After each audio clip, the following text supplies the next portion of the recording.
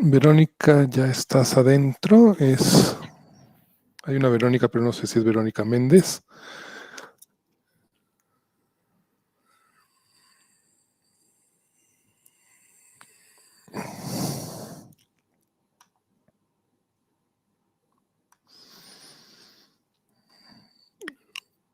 Verónica.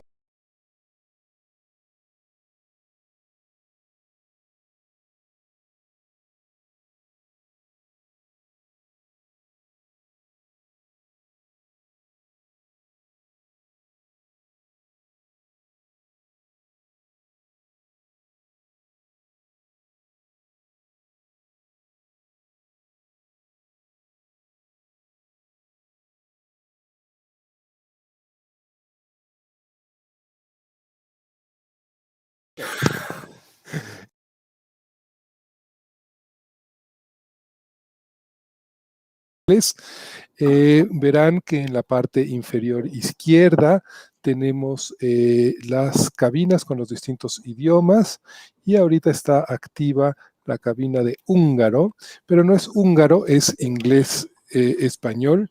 Está ahí Iván con nosotros y también está en lengua de señas, está Erika en lengua de señas mexicana. Entonces, ahí podrán ustedes escoger el canal que quieran ver. Si hay aquí algún intérprete que quiera escuchar a los intérpretes, son intérpretes los que están trabajando, que quieren afiliarse al Colegio Mexicano de Intérpretes de Conferencias. Y entonces pueden ustedes escucharlos, evaluarlos y darles su retroalimentación. Esta es la primera sesión de la convención y yo soy Gonzalo Celorio, vicepresidente del Colegio Mexicano de Intérpretes de Conferencias, y le voy a dar la palabra a Verónica, nuestra presidenta. Adelante, Verónica.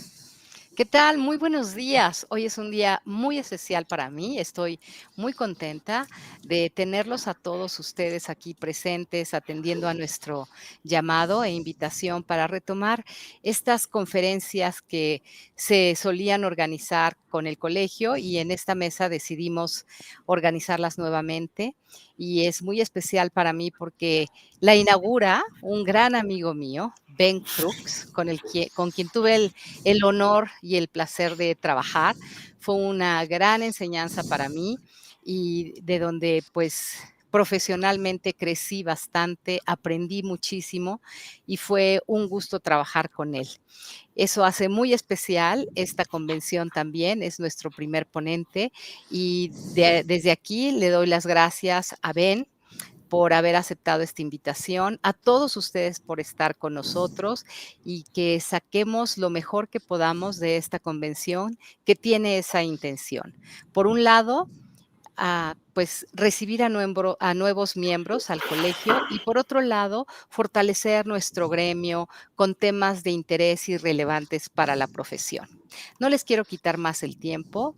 De nuevo, gracias, bienvenidos, que disfruten todas las presentaciones y conferencias que fueron especialmente pensadas para cada uno de ustedes. Muchas bendiciones y enhorabuena. Adelante, Ben. Thanks, Veronica. Good to see you. Of course, appreciate the nice. Perdón, es que no leí tu currículum. Déjenme leerlo brevemente. Ben Crooks, sociólogo egresado de la Universidad Estatal de Luisiana y fundador de la empresa de consultoría Justice System Solutions, cuenta con más de 30 años de experiencia en la operación cotidiana de centros penitenciarios.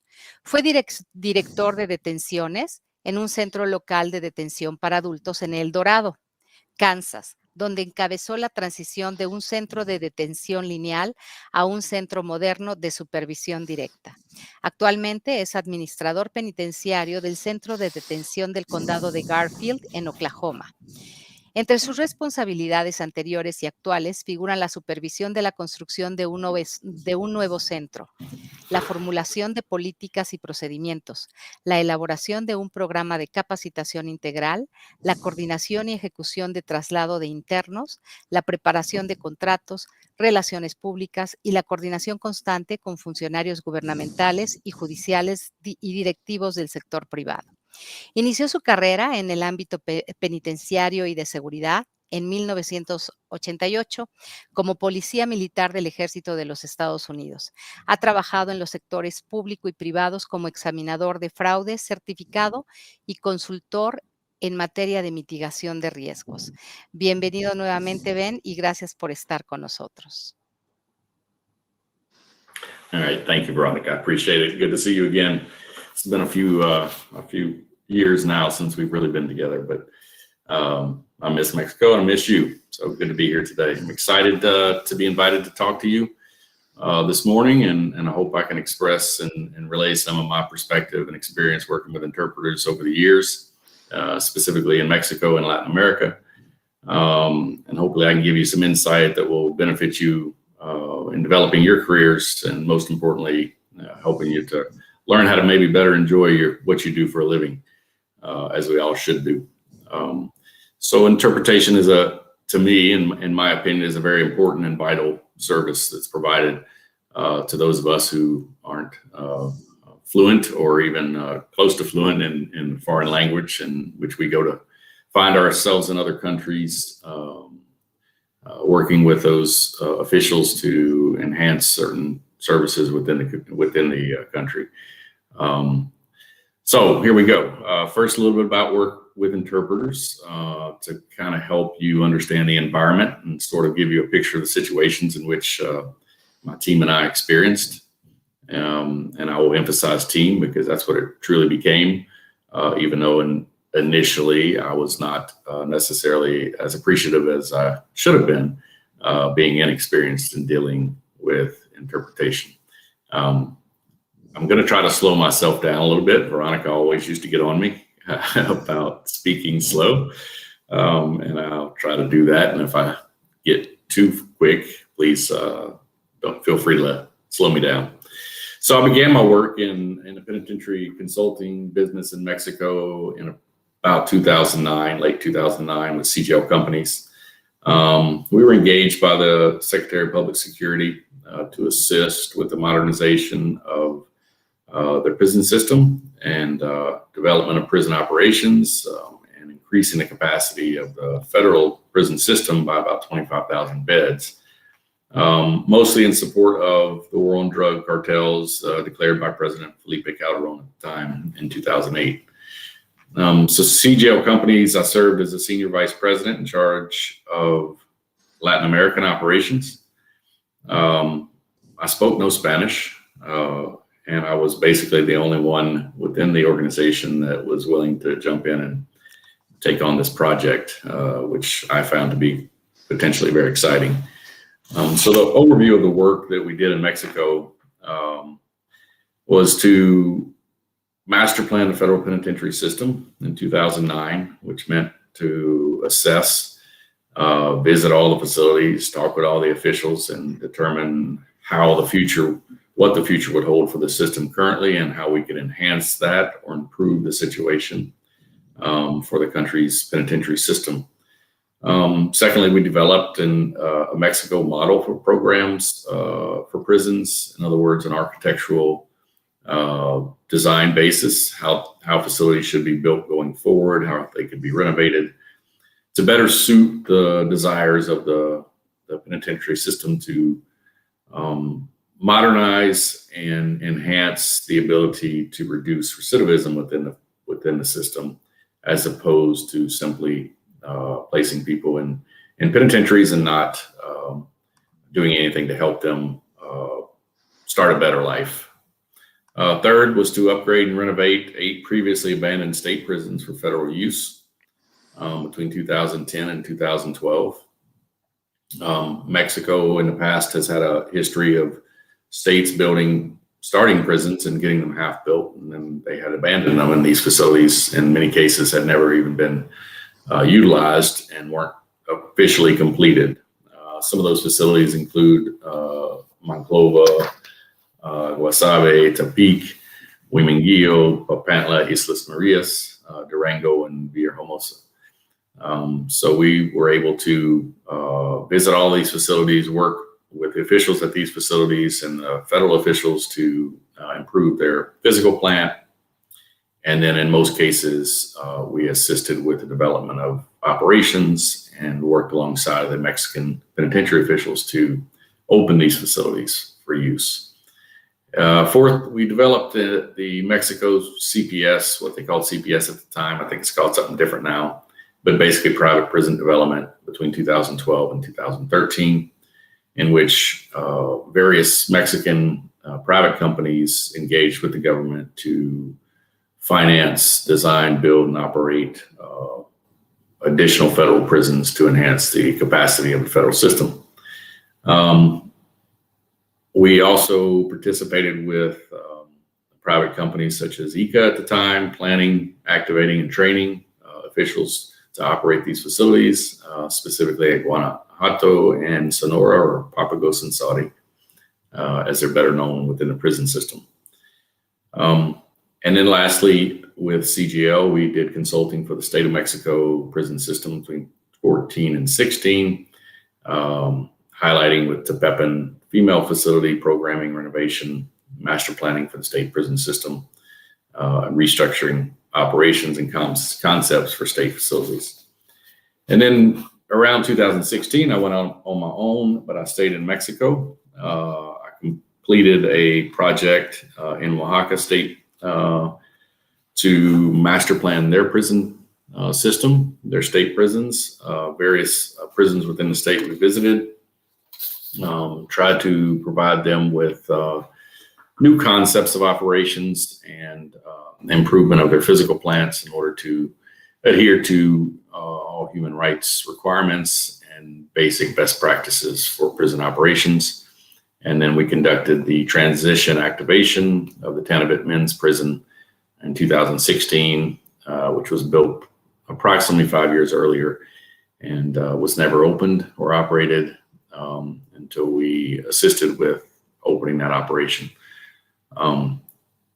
Other international work that I've done based out of Mexico City was in Peru, where we master planned their federal system, and in Uruguay, where we master planned their federal system as well and designed 5 prisons for construction.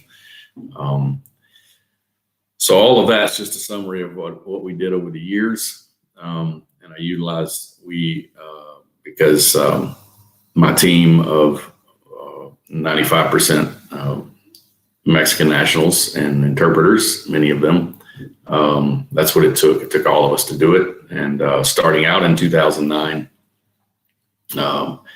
I never really considered the importance of interpretation when you're trying to relay information and gain information from others in a professional setting. And so in my mind, it was basically interpreting my words from English to Spanish and vice versa. And it was as simple as that. And that was a big underestimation on my part, I will admit. I learned so much from the interpreters and hope that they learned a lot from me over the years. But I think we formed a very effective team and learned a lot about each other. And I want to talk a little bit about those experiences today. So my first experience with an interpreter was with Veronica Mendez, and around 2009.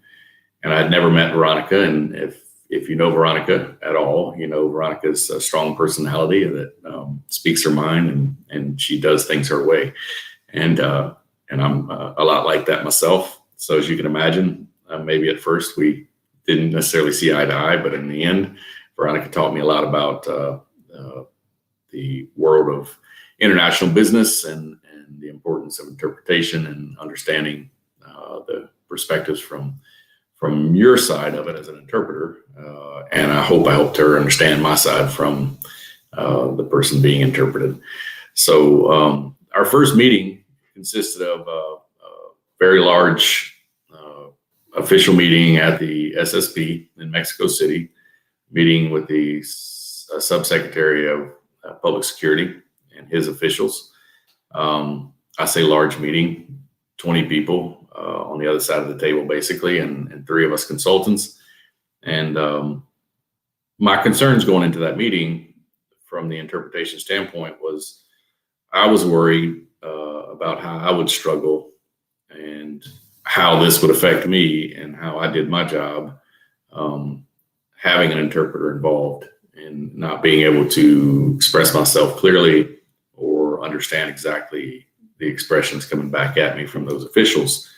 And so it was concern for me and not really a thought for the interpreter, but what I expected out of them. And I quickly realized with Veronica that she was going to let me know what she expected from me as well. And so, the language barrier that exists in these situations made me feel as if I was going to miss not only the verbal interpretation, but the intent or the expressions and so forth. And that's important to me when I speak to someone, to be able to see them and understand their facial expressions and what their intent of their verbal message may be. And then secondly, would they understand what I was trying to say? I have a tendency to get frustrated when I can't express myself appropriately. And then you throw on top of that and the layer of interpretation. So now I've not only got to try to express myself clearly from my viewpoint, but also through an interpreter and have them express it for me. So those are my worries going in. And I found out shortly thereafter that, there were equal, if not more, worries from the other side and more things that I should have been more concerned about and more preparation that could have been done to make it better. And I think over the years we did that. We worked hard to do that at least. And I think accomplished some amazing things. So again, starting out, it was, okay, this is simple. You change my words from English to Spanish and their words from Spanish to English, and we should all be good. It should be no problem. The things I didn't consider in that simple format was, tone of voice, the importance of that, facial expressions, slang. Slang was a big thing in our business and penitentiary operations. We utilize a lot of slang, it seems. I never realized that until I was informed, and it was pointed out by the interpreters, many times Veronica in this case, and how important that was for interpreters to understand in order to be able to interpret appropriately to the officials that we were dealing with. And many times in those meetings, you got looks from the interpreters from the government officials, many of them who spoke some English, understood some English. And they would kind of give you a funny look when you said certain words and they were trying to be translated, and me not knowing what was really translated, how it was translated, it became a challenge and led to some comical experiences, I guess. At least I hope they were taken that way and not taken out of context.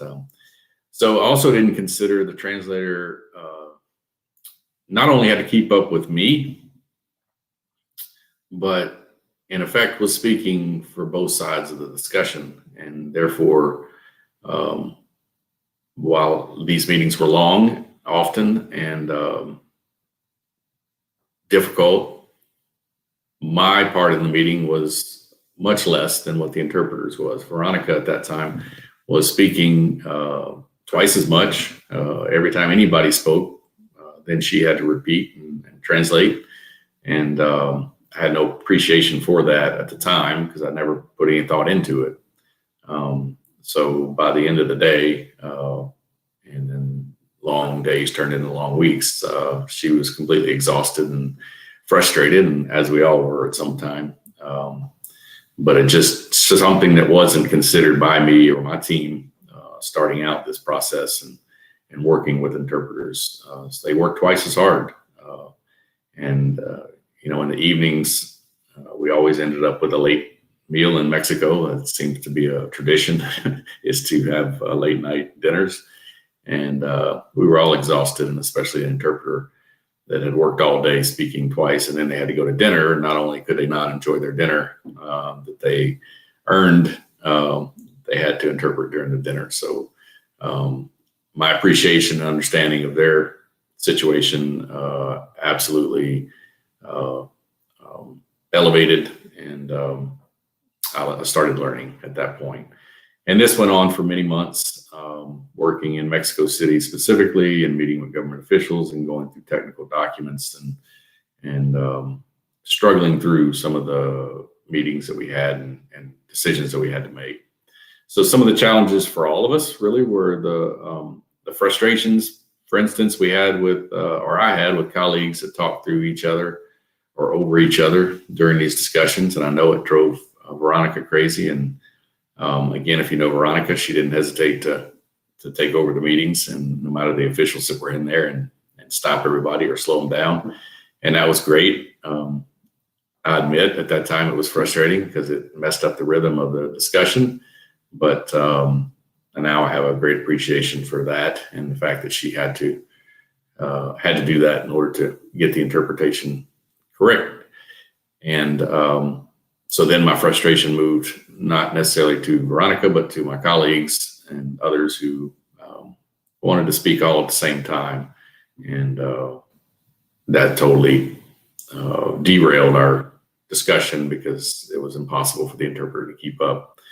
The other frustration, kind of funny, but not so funny when you're in these meetings, is those colleagues who believe that they have picked up the language and now practicing their Spanglish in the middle of the presentations or discussions.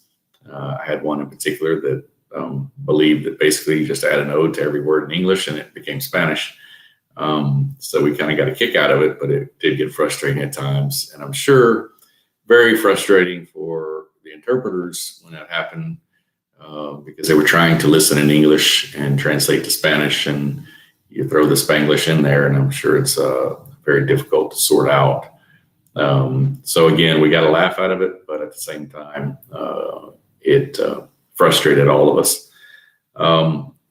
Meetings took twice as long with an interpreter, again, leading to extremely long days. Obviously, not their fault at all, but nonetheless, made us all tired, more tired, working harder to accomplish the goals that we had. But that was just part of it, and we quickly learned that we had to accept that and deal with it. So after the initial meetings in Mexico City and the long discussions we had to go out to visit sites. And this is where interpreters became invaluable to me. And I think they probably got to experience some things that they never thought they may experience.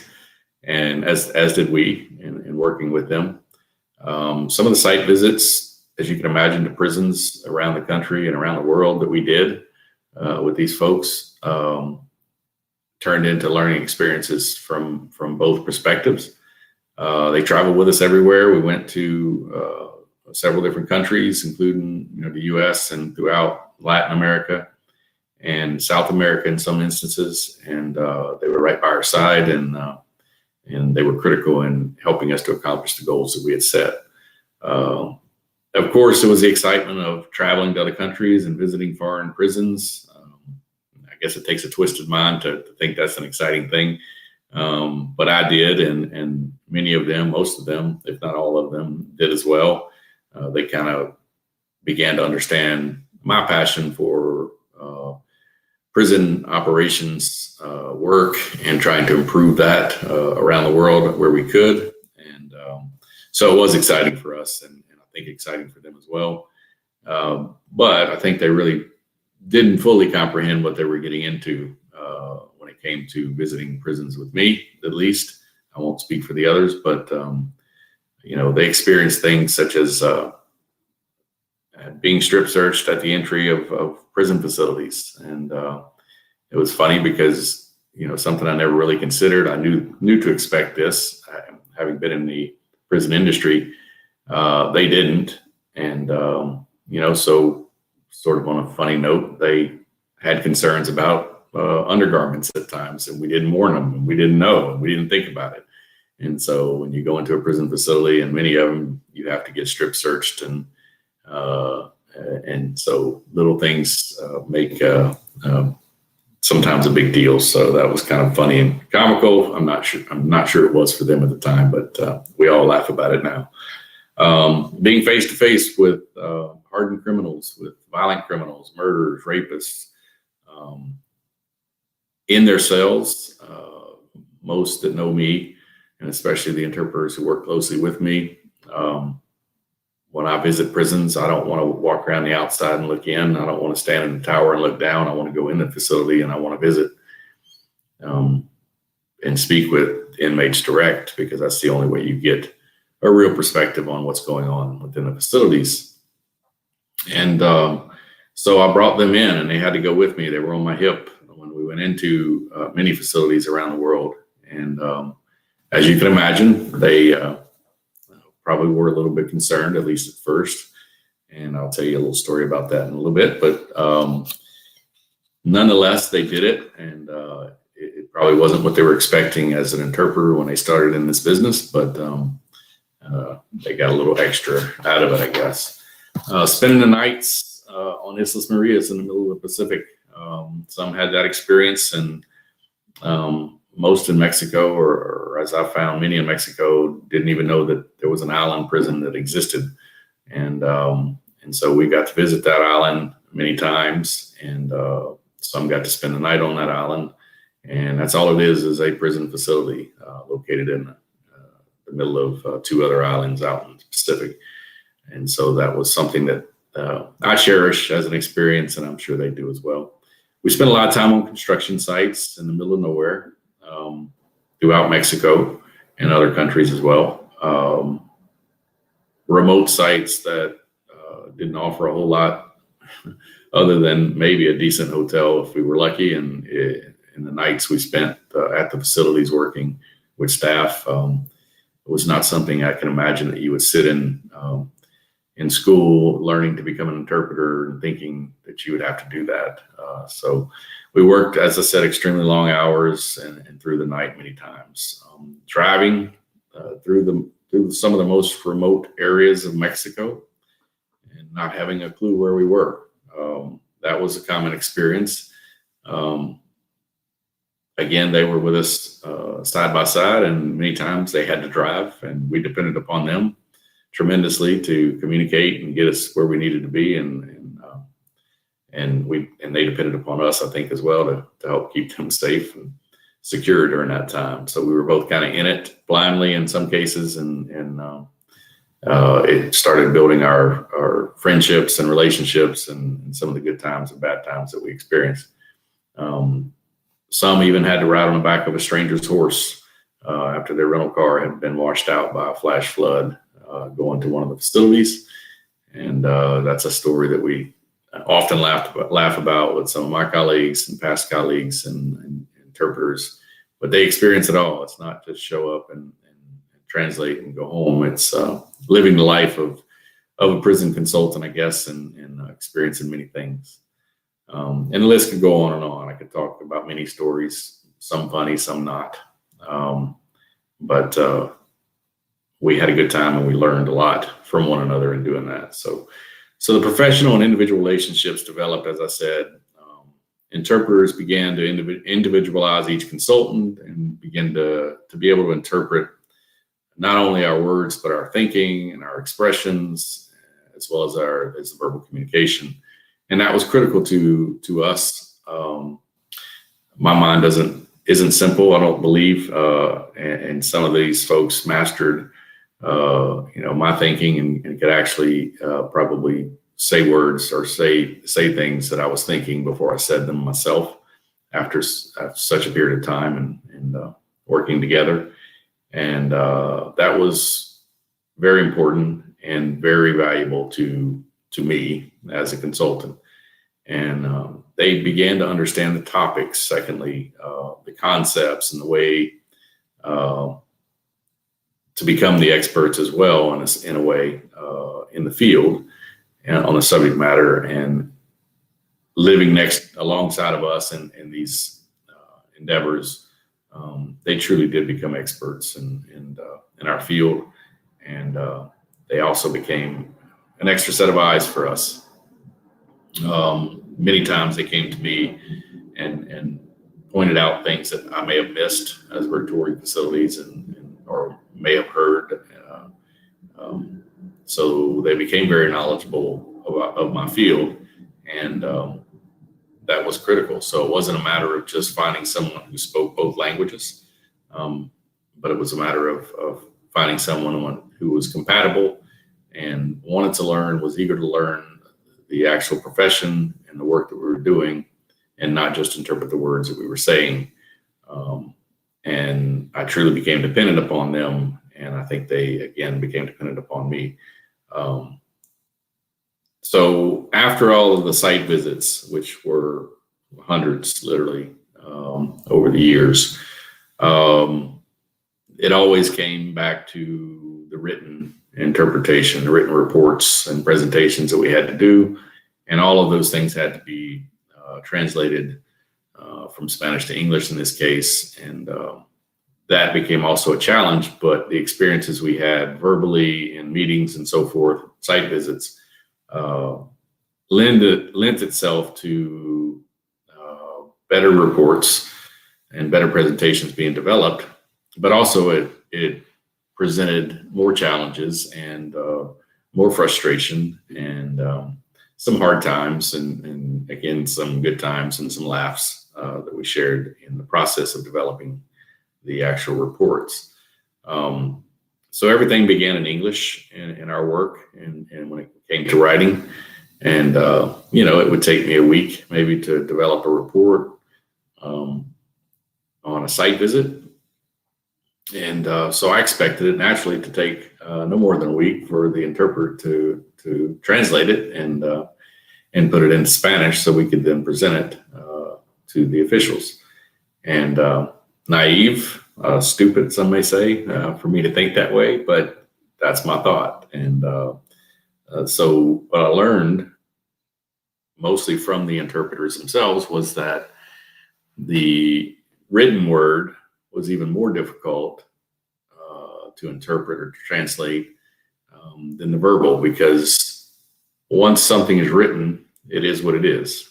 And there is no ability to explain what you mean other than what's been written. And so I'm not there necessarily reading it alongside the government official who I presented it to. And so when a word or a group of words are not clear, it's left to their own interpretation. Whereas when you're speaking and they don't understand or they need clarification, you have the ability to do that immediately. So when these documents had to be translated, it was extremely important that the interpreters working with us understood the context of what was trying to be said. They were there on site during the time, so they had that perspective, and they were able to point out things to us that may be interpreted a different way than what we intended, and help us to better interpret it to Spanish in order to communicate the message appropriately. And this was I don't even know how to explain it justifiably, but this was such a difficult process. And the right written words matter. And if we didn't get it right, then we probably wasted most of our time prior to that trying to accomplish the goals. And so the dedication from the interpreters and understanding and the pride that they took and the time that they spent working through these challenges for us, even though we didn't have a complete appreciation for it at the time, was invaluable and very much appreciated. They're extremely important, and it's extremely important for them to provide that dedication in the instances that we found ourselves in these projects. I kind of think back, and during the time preparing for this, I kind of thought back to many things, but one of my longtime interpreters, other than Veronica, was a young lady by the name of Fernanda, who started with me years ago, and I kind of set her up probably for failure initially, and somehow she stuck with me, and 10, 11 years later, we're still very close. But Fernanda was set in an office in Mexico City to interpret about a 400-page document. And again, I thought it was that easy. Here's the document, just translate it to English and let me know when you're done. And in some sense, I left her there and let her have it. And since then learned that, you know, she probably spent some afternoons crying in the office, frustrated and not fully understanding what was expected nor how to go about it. Fernanda was not a trained or not a formally trained interpreter, but was fluent, of course, in English. And she really, through all of her experiences, our experiences together, in my view, has become an excellent interpreter. And I know that I call upon her still when I need her for projects, and know that I can count 100% on her when we do that. And we have a very honest debate many times during our work. But I set her up for failure in that office, and look back and think about it a lot and think, you know, that wasn't fair, but she did a tremendous job and accomplished something great for the country of Mexico, I believe. Interpreters had to be trusted and understand what they were writing, or they had to be dependent upon to ask questions when they didn't understand. So that was not just something that was inherently acquired. It was developed, and many of the folks in my office back in the U.S. in the corporate offices didn't comprehend it, and so I went through some times where they didn't understand why I had to hire interpreters full time, keep them on staff, and let them work alongside us in these projects. But they just had no comprehension of what it took to do the interpretation. So that was a frustrating time, but we worked through it, and it came out very well, in my opinion. The other thing was that consultants expected everything to be done too quickly. Again, you know, if it takes me a week to write a report, then it shouldn't take you more than a week to interpret that report. So untrue. And had many of arguments and discussions regarding that with interpreters. Time of deliverables had to be accounted for in terms of translation time. This set us off of our pace and completing our projects, and so that was another thing to take into consideration. You know, clients are breathing down our necks trying to get their reports from us, and we didn't account for the time that it took to truly interpret or translate documents appropriately and put together presentations and so forth. So my interpreters, at one time I had as many as 4 or 5 that worked in the office and dedicated to that, but also many other things that they took upon themselves to do. And they worked often as teams. They didn't work individually, even though myself and the other consultants, we typically had our favorite interpreter that we felt most comfortable with after time, and had those teams set up. But the interpreters in the office all teamed up when it came to completing reports and other projects to assist one another and create better ways of doing things. And that was important for us. Again, not as appreciated as it should have been, I guess, looking back. But each one of us formed some sort of bond with our individual interpreter, and familiarity, trust, personalities kind of became understood between us, and the ability ultimately to think as one. And that's critical if you're doing a long-term project with someone you're interpreting for, in my opinion, is building that relationship and understanding their personality and understanding their simple things such as facial expressions and moods. And all of my interpreters were able to do that and willing to do that. And that became not an easy accomplishment, but it became critical to our success. So some of the accomplishments of the interpreters I've worked with over 12 years, you'd think I'd be fluent in Spanish by now, but most of them will tell you that they didn't want me to speak Spanish.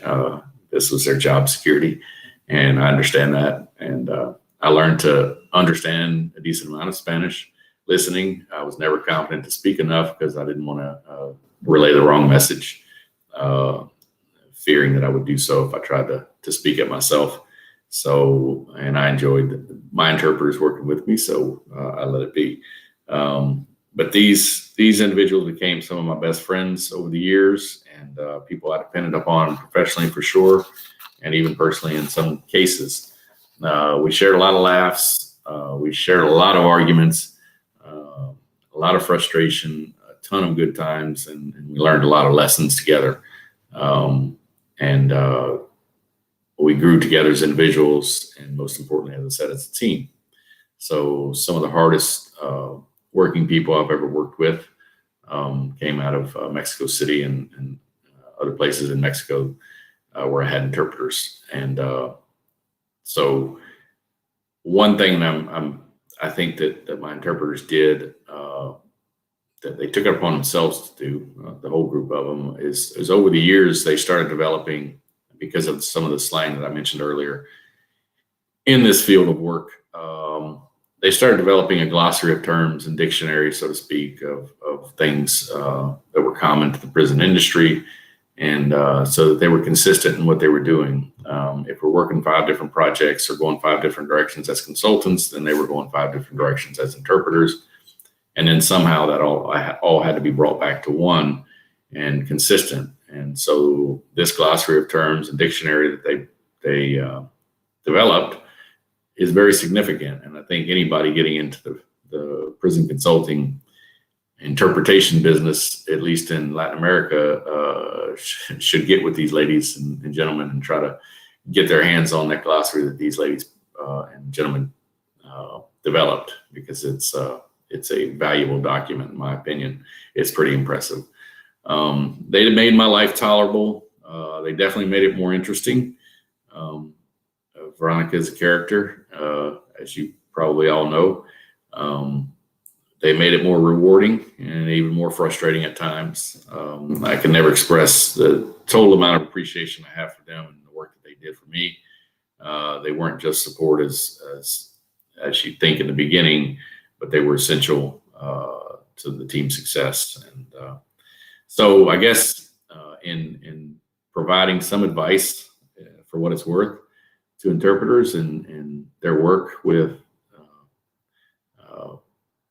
any consultants or foreigners that come to the country to work, first and foremost is patience. They used to preach this to me all the time, and I always thought it back to them, at least.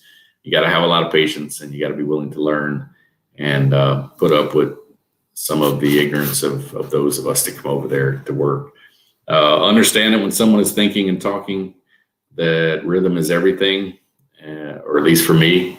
So when I start thinking and trying to express my ideas and thoughts, as much as Veronica got on me about slowing down, that was difficult for me, because I get into that rhythm of my thoughts and I have to express them. And so it's a give and take. And I think we did that well over the years. So be ready for a total lack of appreciation by new clients that haven't experienced business with interpreters. If you haven't, and you go into a country and start working with interpreters, there's no way you can know what to expect out of it. And so until you get into it and learn it, it's going to be frustrating. So understand that as well from their perspective. Explain some of the challenges that you should expect from them. I think that's very important. Veronica, Fernanda, and all the others were very good with trying to get with us ahead of time and say, okay, here's what we need from you. Here's what we expect from them, and so forth. And we talk it out in the beginning, and things usually went smoother when we did. Find out what concerns your clients have. Again, most of them, at least starting out, have no clue what it's going to take or what it means to be involved in a conversation with interpreters. And So consider that and seek out their concerns. Educate yourself about the topics of conversation. Ask for an outline of the discussion ahead of time. As time progressed through our projects, of course, my interpreters became more and more prepared each time. They knew the context of what we were going to be discussing. But that's important, especially going into a new project, is to try to get as much information as you can and try not to make assumptions, but rather educate yourself on the topics. And spend a little bit of time beforehand, if possible, to get a feel for your client's speech, their accents. That was a big thing for us. A lot of us were from the South, and they claim we have accents. And so the pace of speaking and so forth, it's good to get to know ahead of time and not come into it cold. And I think that the interpretation comes out better and the meeting result comes out better. And then lastly, I guess, in terms of advice, is always be prepared for the worst and hope for the best, because you're going to have those bad times as well as good times, but you have to be prepared for the worst to come. And then very quickly, I'll try to wrap this up. I know I'm going long, but so just a few quick stories that I'll share with you. And speaking at the beginning, I told you Veronica always got with me beforehand to remind me to talk slow, and she did it for this thing as well. But she was relentless in making me slow down, and I heard it every time. And I quickly learned the facial expressions from Veronica. And if you know her, she's not afraid to speak up. So couple others, my interpreters, as I said, went through a lot of things and witnessed a lot of things during their time with us and experienced some things that most people will never experience, such as being in the depths of some of the worst prisons in many countries. And so from that, they probably got more than they bargained for, but very much appreciated. And then many stories that could be told, and I'll spare you of those, but just in conclusions, interpreters were originally taken for granted. No question about it. I admit that. Simply someone who spoke both languages fluently and could interpret the words that I say. I learned over time how critical a professional interpreter was to our job. And I learned how valuable it was to have an interpreter who understands my objectives, reads my expressions, tone, mood, and frustrations, and can translate all of that along with the words I'm saying, not just the words. The relationships built with interpreters goes well beyond translation of language. You depend on them for existence at least as much as they depend on you in the professional environments that you're working. And my interpreters followed me in many stressful and sometimes precarious situations. They handled themselves with the utmost professionalism, and they handled themselves and me professionally with enthusiasm, no matter how frustrating the situation. Some of them, I think, are participating today, and I hope that they all know how much I appreciate what they did for me. I love them all. Veronica, Fernando, Loretta, Lisa, Maggie, Monse, Adrian, Yvonne, and others that worked with some of my colleagues. So that concludes my presentation. I hope I didn't run too long, and I hope that I was able to provide you with some thoughts that will assist you in developing yourselves in your profession. And I'd be happy to take any questions that you may have for me. Thank you. Muchas gracias, Ben. Déjame cambiarme de canal porque estoy oyéndome a mí en inglés también. Muy bien, muchas gracias. Ahora abriremos el piso para preguntas y respuestas. Aquí hay una pregunta que alguien nos ha hecho. Es, como intérpretes, ¿cuál crees que sea la mejor manera de abordar a un cliente al que vas a interpretar? No sé si estás en el canal. I'm going to switch to English. I don't know if you were on the right channel listening to the interpretation, so I'll switch to English. Okay. Just one of the questions here that we have, and we will open the floor to questions now. Anybody who has a question, please click on the right bottom corner and request the floor, and we will address those questions.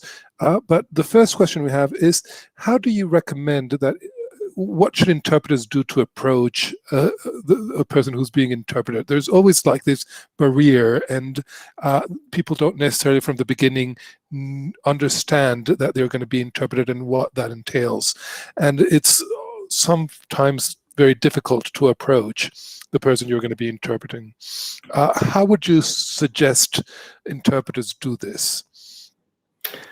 Well, I think that first off, I think you have to not underestimate the fear of the person going into this as well. And I know that the interpreter probably has some reservations about it, as you just stated, but so does the client, believe it or not. And I think you just have to be forthright with them to say, here's the situation, here's what you can expect, here's what I would expect, and they'll respect that. As I said, we probably all go into it for the first time not appreciating the interpretation process, but it's mostly because we don't understand it. And so any education you can provide to them, and I know it's usually very brief, but take that opportunity as quickly as you can to explain to them some of the challenges, basic challenges, and just ask them, to be considerate and be patient with them, and vice versa. So that's about the best advice I can give on that. Excellent. Le voy a dar el piso a Verónica, pero bueno, les recuerdo que quien quiera preguntar, está el piso abierto para preguntas. En la parte inferior derecha pueden ustedes solicitar la palabra y con mucho gusto se las damos. Adelante, Verónica. Hola de nuevo. Ben, muchísimas gracias. De verdad que fue una manera excelente de arrancar con esta convención. Definitivamente no me equivoqué al seleccionar este tema y a pedirte a ti que nos acompañaras. Estoy muy conmovida de todo lo que comentaste sobre mí, sobre los intérpretes que formé para esta gran tarea que logramos juntos. Fue un gran trayecto de aprendizaje. Yo me sentí muy honrada de trabajar para mi país. Sentí que estuvimos haciendo algo para nuestro país y eso.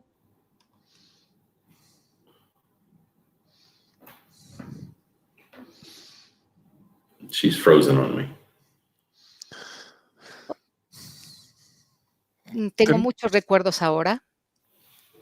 There we go. Estoy muy emocionada, muy emocionada. Gracias por esas palabras, por ese concepto que tienes de mí. Yo decía, ¿estará hablando de mí? Pero muchas gracias. Y recuerdo a Fernanda también, cómo tenía ella sus temores para entrar y finalmente logró ser una pieza clave para este proyecto.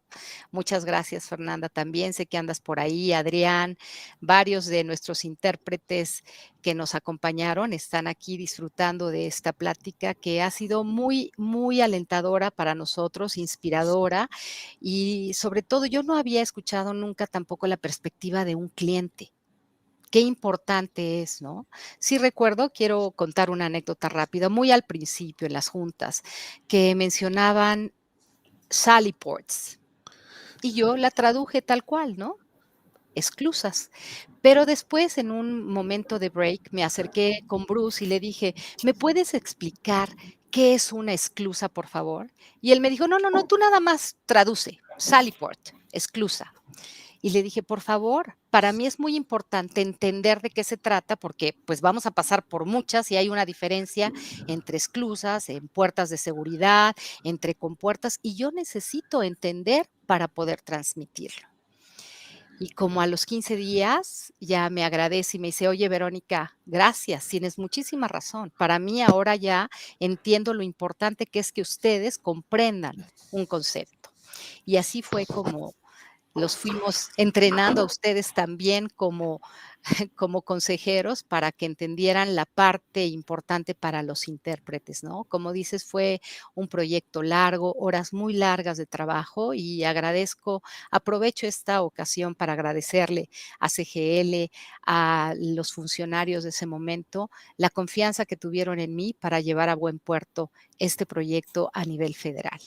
Es un honor como intérprete haber participado, haber trabajado para mi país y agradezco muchísimo, de verdad, esta gran experiencia y la oportunidad que me dieron para crecer.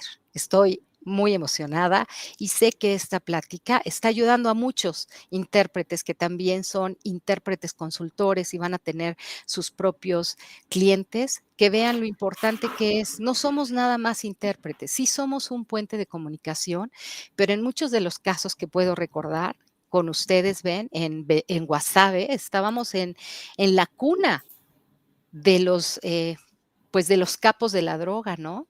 Donde enfrentamos situaciones de riesgo y yo les tenía que decir, cámbiate de esta calle, acepta esa cerveza, quédate callado, vámonos por otro lado, nos regresamos en este momento porque corríamos muchos riesgos, ¿no? Incluso hubo tiroteos delante de nosotros, donde hubo fallecimientos, tuvimos que abortar la misión y regrésate, ¿no?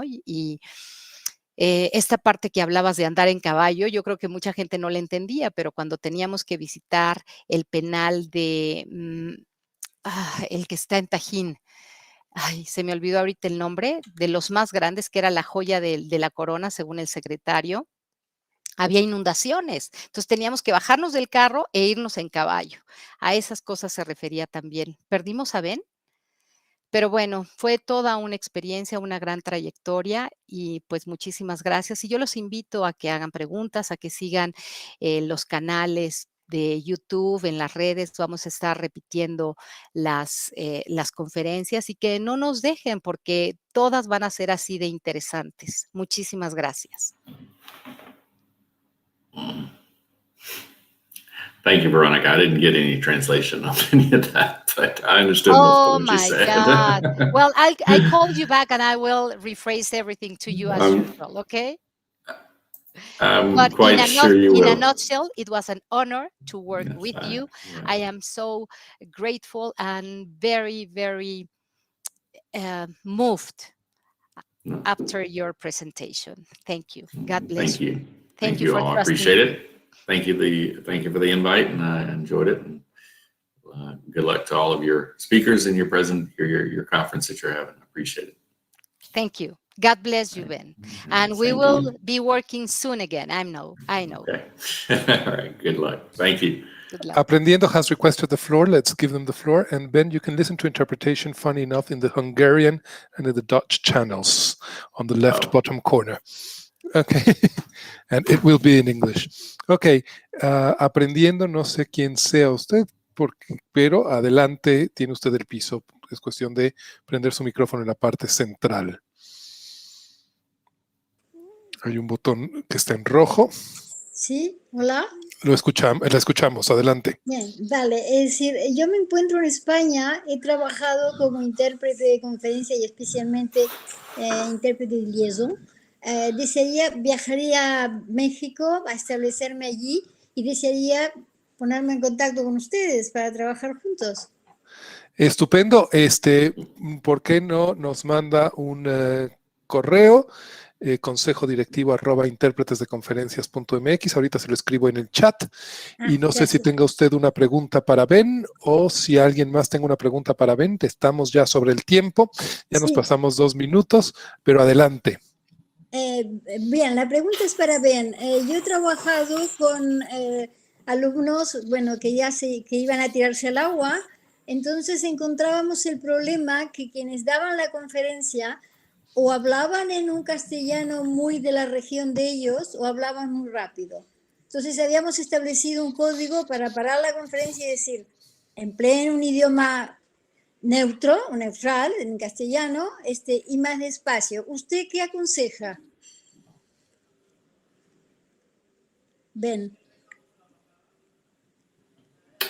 If I understand the question appropriately, I think that the problem is not only the context or the Spanish locality of that particular Spanish, but the speed of the speaking interfered with, as I talked about, the rhythm of the conference. I think that while I have more appreciation having experienced a lot of this,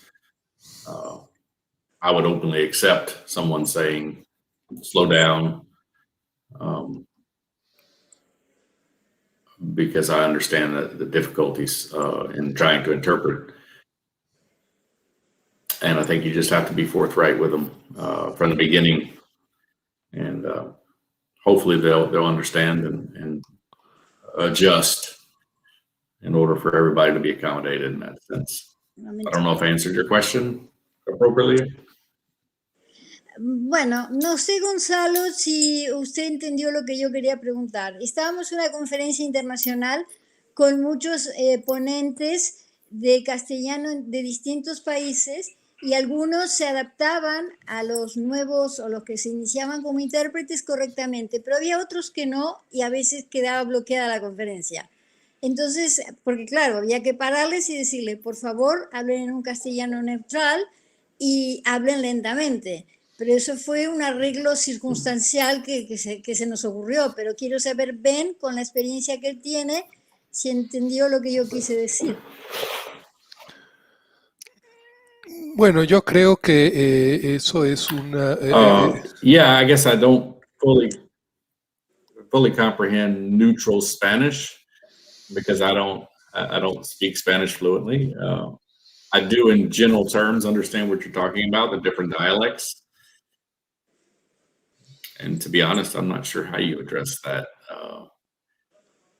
Bueno, pues ya está, bien, no hay problema, gracias. Thank you. Sorry, I couldn't answer No, that. that's okay. Muy bien, bueno, pues se nos acaba el tiempo. Muchísimas gracias, Ben, por estar con nosotros. Gracias por sus preguntas. Yo creo que, bueno, es debatible saber si hay un español neutro o si el español, o si cada quien considera su propio dialecto como el más neutro de todos. En fin, eso sería algo que habría que analizar en otro momento. Pero muchísimas gracias por su participación, gracias a los que nos siguieron en CUDO, gracias a los intérpretes que trabajaron en esta sesión, gracias a los que los escucharon, ojalá puedan darles la retroalimentación que están buscando, y nos vemos a las 10 en la siguiente sesión. Muchísimas gracias. Gracias, Ben. Gracias, Verónica. Gracias, bendiciones, y síganos en las siguientes presentaciones y otras conferencias. Muchas gracias.